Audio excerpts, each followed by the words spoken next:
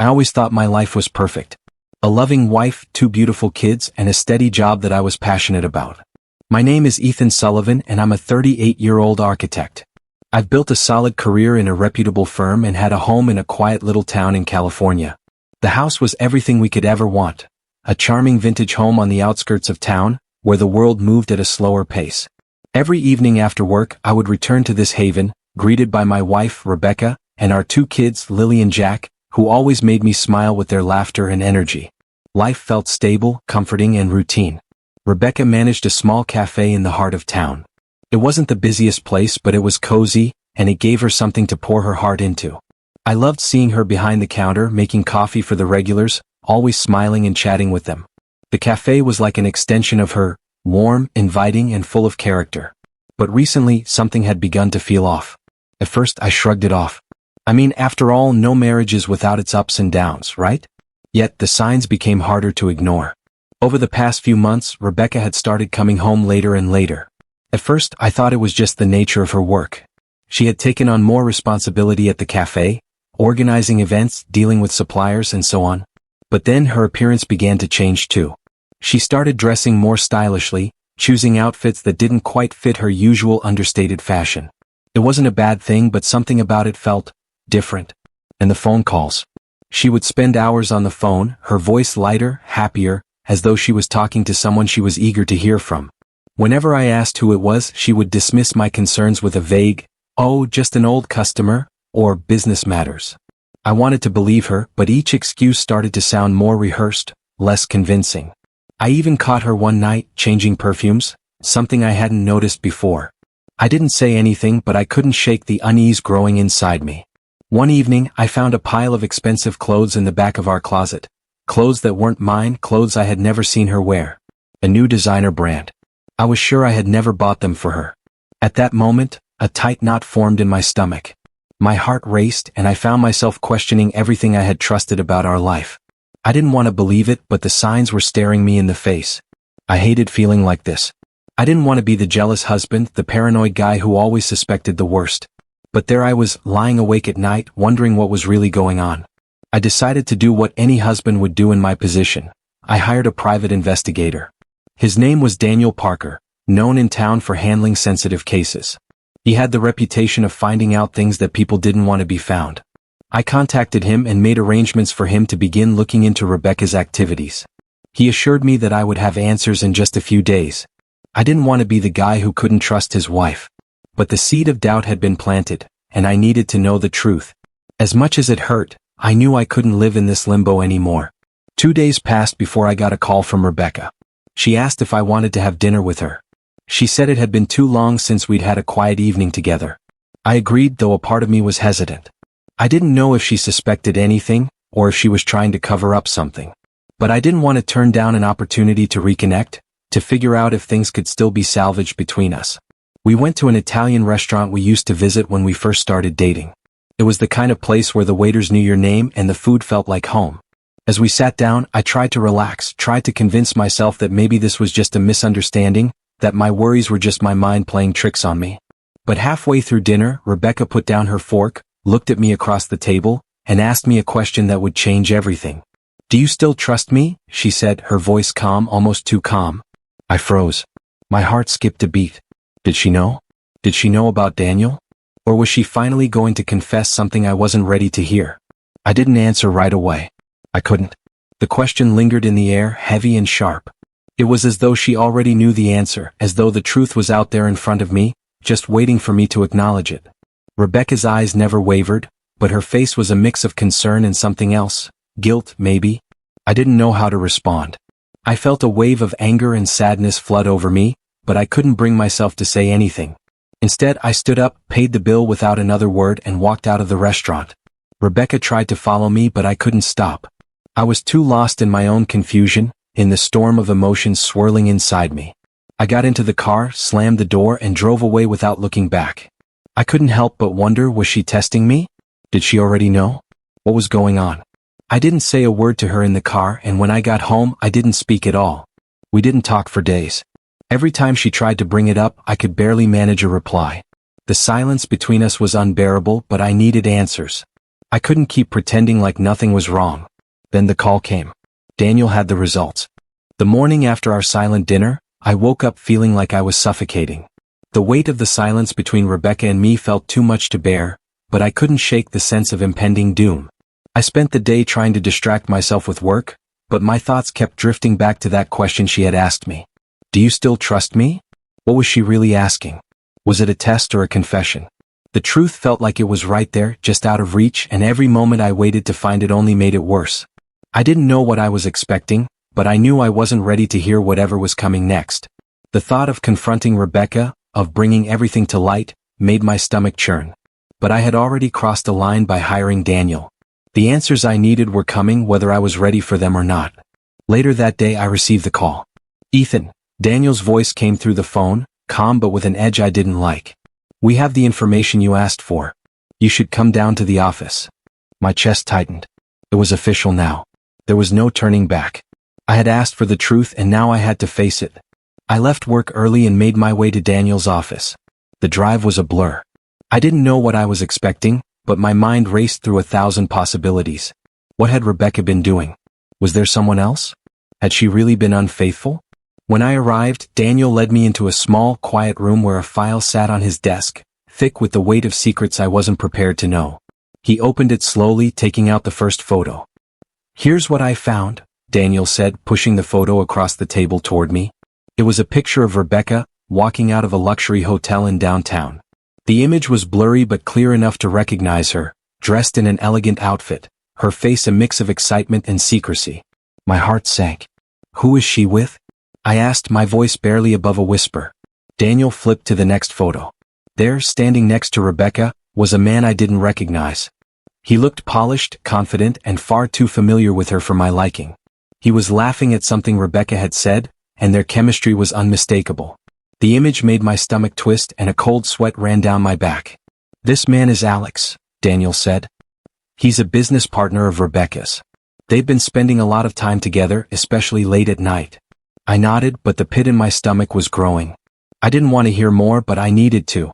I had to know the whole truth. Daniel flipped another page in the file. There were more pictures, this time showing Rebecca and Alex entering and leaving the hotel at different times. Their clothes were disheveled, like they had spent the night together. I looked away, unable to stomach what I was seeing. It doesn't stop there, Daniel added, his voice heavy. I have recordings too. The conversations they had, Ethan.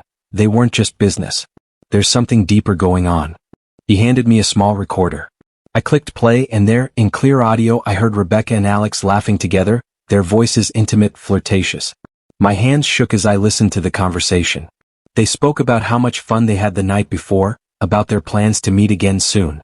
The words felt like they were burning my skin. My wife, my Rebecca, had been betraying me in ways I hadn't imagined. My world, the life I thought I had, was crumbling before my eyes. I'm sorry, Ethan, Daniel said quietly, as if trying to offer some comfort. I know this is a lot to take in. I didn't know what to say. I couldn't speak. All I could do was look at the evidence, the undeniable truth. My mind couldn't process it fast enough. Was this really happening? Was my wife, my Rebecca, the person I had spent the last decade building a life with, someone who could do this to me? I didn't want to believe it. I wanted to scream, to run away from it all. But I knew I couldn't. I had to face this. I had to confront her. I left Daniel's office in a daze, the weight of what I had just learned pressing on me with every step I took.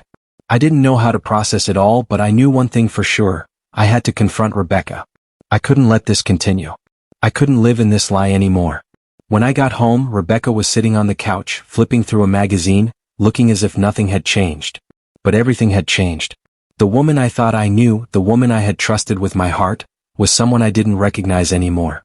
Ethan, you're home early, she said, looking up at me with that same soft smile she always wore. I didn't answer her. I walked into the kitchen, grabbed the folder of evidence, and threw it onto the table in front of her. Her face drained of color as she saw the photos, the recordings. She opened her mouth to speak, but no words came out. I could see the fear in her eyes, but it didn't matter. The truth was out. I looked her in the eye and said the words I never thought I'd say. What the hell is this, Rebecca? What have you been doing? Her mouth trembled, and for a moment she didn't know what to say. She looked at the photos, then back at me, but the guilt in her eyes was clear. She didn't even try to deny it. Ethan, she started, but her voice broke and she lowered her head in shame. I didn't wait for her to finish. I couldn't. Don't, I snapped. Don't say a word. It's over. The silence between us was deafening. I stood there staring at Rebecca, my mind racing, my heart aching. The weight of the betrayal was suffocating, and yet, it felt as if I were still waiting for some kind of explanation.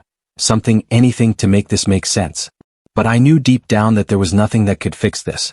There was no magic word, no excuse, no reason that could undo the hurt, the deceit that she had allowed to fester in the shadows of our marriage.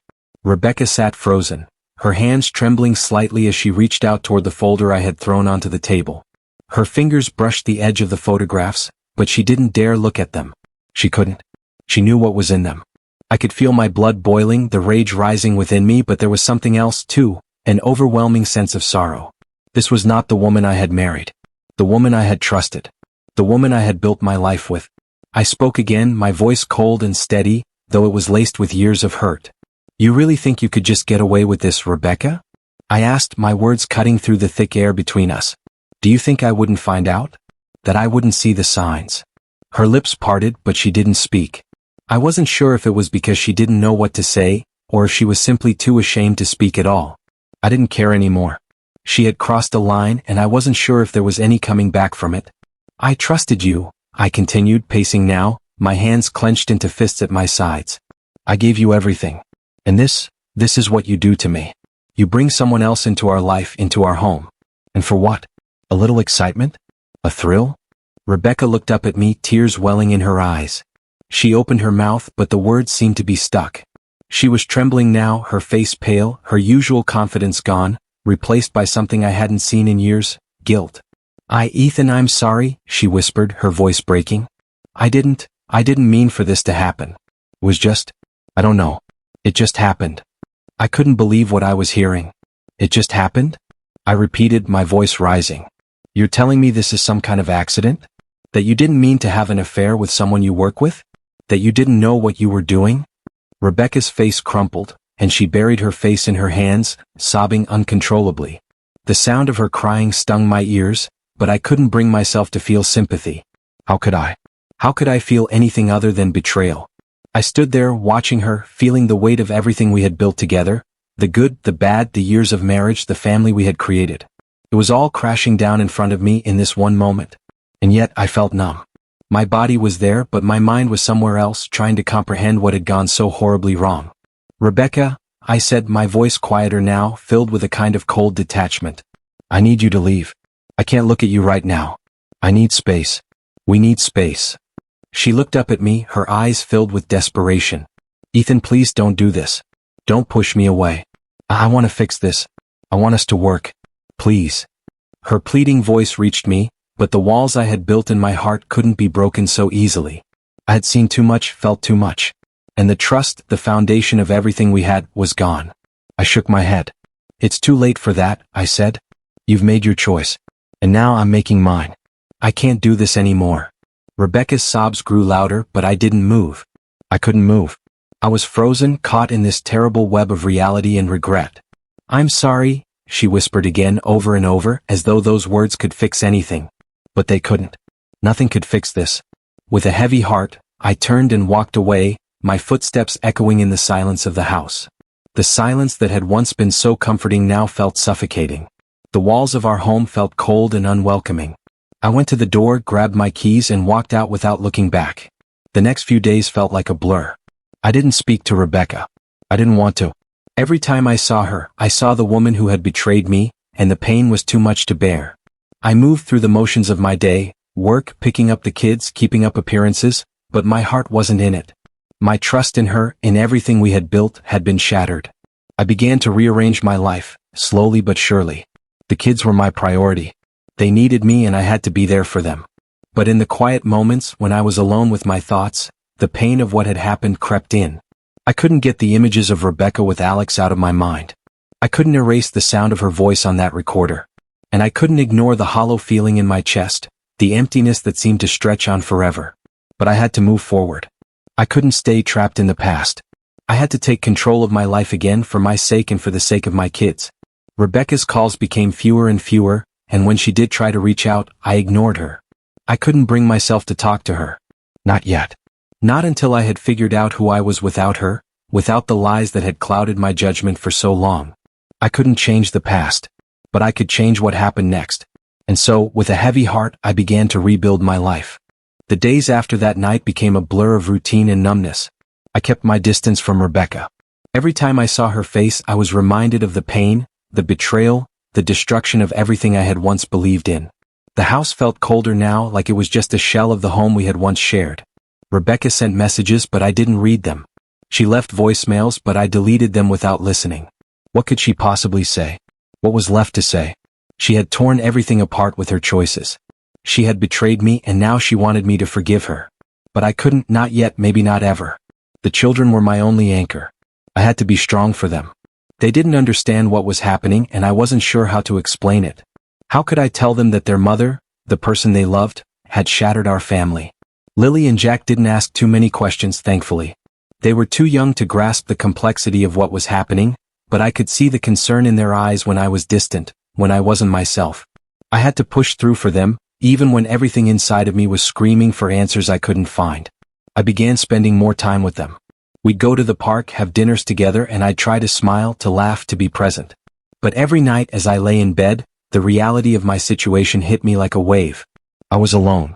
My wife, the woman I thought I would grow old with, was gone, both physically and emotionally. What had I been living in? What kind of marriage was this, really? I couldn't stop the nagging thoughts, the questions that kept running through my mind. Why did she do it? Why Alex? What was missing in our lives that made her stray? I could never have known the answer. She hadn't been open with me. She hadn't trusted me enough to come to me with whatever was going on. And now I was left to pick up the pieces of a broken family. The tension in the house was palpable. Rebecca and I didn't speak, but her presence still hung in the air. She would hover in the kitchen when I made dinner, or stand at the doorway of the kids' rooms, as if waiting for me to say something. But I wouldn't. I couldn't. It wasn't until one evening, almost a week after everything came crashing down, that she finally cornered me. It was a Friday night, and I was in the living room trying to distract myself with a book, though I couldn't focus. Ethan, Rebecca's voice came from behind me, hesitant, softer than usual. I didn't turn around. I didn't want to look at her. She paused, and I could hear the uncertainty in her voice. I don't know what to say anymore. I just want you to understand how sorry I am. I made a huge mistake. Please just listen to me. Her words were a weak attempt to break the silence, but it only made me angrier. I wasn't sure how I was supposed to feel. Part of me wanted to shout at her, to throw every word of anger and hurt I had been holding in for days. But the other part of me, the part that still loved her, that still cared, wanted to listen. I wanted her to give me the answer, to explain why this had happened. But I knew there was no explanation. There was no reason that could justify her actions. Still, I turned around, slowly meeting her gaze for the first time in days. The tears in her eyes were evident, but they didn't move me. Not anymore. You really think saying sorry will make everything go away? I said, my voice cold, controlled. You think a simple apology will fix this? Fix everything you've broken? Rebecca opened her mouth to respond, but I cut her off. You don't get it, do you? This isn't just about you or me. This is about everything we built together, the trust we shared. And you shattered that. There's nothing you can say that's going to make that okay. She stood there, her hands wringing together, and I could see the desperation in her eyes. She wasn't angry, she wasn't defensive. She was lost, broken in a way that mirrored my own feelings. But I couldn't find it in me to pity her, not yet. I never meant for it to hurt you like this, she whispered. I didn't want to destroy everything. I thought I was I thought I was finding something I was missing. I shook my head. What were you missing, Rebecca? What could you possibly have been missing in our life that would make you risk everything for a meaningless affair? Rebecca closed her eyes, and I saw her shoulders sag. She didn't have an answer, just like I didn't. And in that moment, I realized that the damage wasn't just in the affair, it was in everything that had led up to it. The years of silence, the things unsaid, the cracks that had slowly formed between us over time. We weren't just two people who had stumbled into betrayal. We were two people who had stopped talking, stopped trusting, stopped really being a team. And now we were left picking up the pieces of a life that could never be the same again. I don't know what happens next, Ethan, she said, her voice breaking again. I just want a chance to fix it. Please. I didn't respond immediately. Instead, I stood there, staring at her, feeling the weight of everything that had happened. was too much. It was too far gone. I don't know if I can give you that chance, I said softly. I don't know if I can ever trust you again. Her face crumpled with sorrow, but I wasn't sure if that sorrow was for me or for herself. The truth was, I didn't care anymore. I couldn't afford to care. With that, I turned and walked away, leaving Rebecca standing there just like the shattered pieces of the life we used to share. That night, as I lay in bed, I tried to clear my mind, to push out the image of Rebecca standing there, pleading for my forgiveness. But it wasn't enough. The hurt lingered, gnawing at me. I knew I couldn't keep living like this. I couldn't keep pretending that everything was okay, that I could somehow heal the wounds she had left. And yet, I wasn't ready to give up. Not yet. The weeks that followed felt like an endless cycle of waking up to a life that no longer felt like my own. Every corner of the house held memories, echoes of a time when Rebecca and I had been in sync, when we had laughed together, built dreams together. But now, those same walls seemed to mock me, reminding me of the betrayal, the secrets, and the lies. I had moved into a kind of emotional autopilot. I went to work, I took care of the kids, I kept everything running smoothly on the surface. But beneath that surface, everything was broken. I was walking through life like a shadow, just going through the motions, trying to keep my head above water. The pain was always there, simmering beneath the surface, ready to erupt at any moment. Rebecca tried to reach out to me. She texted, she called, but I ignored her. There was nothing left for us to say. She had made her choices, and now I was forced to live with the consequences. I couldn't forgive her, not yet, not when the wound was still so raw. I wasn't even sure I could ever forgive her. The thought of reconciliation felt like a distant dream, one that I wasn't sure I was ready to chase. But something changed one evening when I was sitting alone on the porch, watching the sun set behind the trees. I had taken to spending my evenings there, away from the chaos of the house. The kids were inside, playing their games, and I was finally alone with my thoughts. It was then that I realized I couldn't keep living in this limbo. I couldn't keep holding on to the past, clinging to the hurt and the anger. It was eating me alive, and I could see it in my face every time I looked in the mirror. The man staring back at me was a stranger, a man who had been broken by the actions of someone he loved. But I couldn't let this destroy me. I couldn't let it take away everything I had left. I had to find a way to move on, to rebuild my life, even if it meant letting go of Rebecca. That was the hardest part. Letting go. I knew it was time to start fresh. I couldn't keep living in the past, chained to the mistakes of someone else. It was time to heal, to find my own peace. And the first step, I realized, was to forgive myself. I had blamed myself for so long, wondering what I had done wrong, where I had failed. But the truth was, this wasn't my fault. I hadn't chosen betrayal. I hadn't chosen lies. She had. And it was time to stop carrying that burden. The next day I sat down with the kids. Lily, Jack, and I sat together in the living room, and I told them that things were changing. That they wouldn't see their mother as often, that we would be adjusting to a new routine. It wasn't easy. Their little faces were filled with confusion and sadness, and my heart broke for them. But I had to be honest with them. I couldn't keep hiding the truth, pretending that everything was okay when it wasn't. We're going to be okay, I told them, my voice steady, though inside I was shaking. We'll be okay no matter what. They didn't understand all of it, but they understood enough to know that things were different. And they trusted me. That was enough. Rebecca tried to talk to me again. She showed up at the house one afternoon, standing at the door with tears in her eyes, looking like she hadn't slept in days. But I didn't invite her in. I couldn't. I couldn't let her back into my life, not yet. Not when I was still trying to find myself again. Ethan, she said, her voice hoarse. Please. I need you to understand. I need you to understand that I was lost, that I made a mistake. I never meant to hurt you. Please, give me a chance to fix this. I looked at her, really looked at her, and for the first time in weeks, I saw how broken she truly was. She was a shell of the woman I had once loved, her eyes dull, her shoulders slumped with the weight of everything she had done. But that wasn't enough. It wasn't enough to fix what had been broken between us. I can't do this, I said, my voice low, steady. I can't fix this. And I can't keep pretending that everything is going to be okay. It's over, Rebecca. Her face crumpled, and for a moment I saw the woman I had once known, the woman who had been my partner, my love. But it was too late. The damage had been done. And now I had to let her go. I'm sorry, she whispered, and then without another word she turned and walked away. I didn't chase her. I didn't beg her to stay. I didn't even look back. Because in that moment I realized something important. I was free. I had taken back control of my life.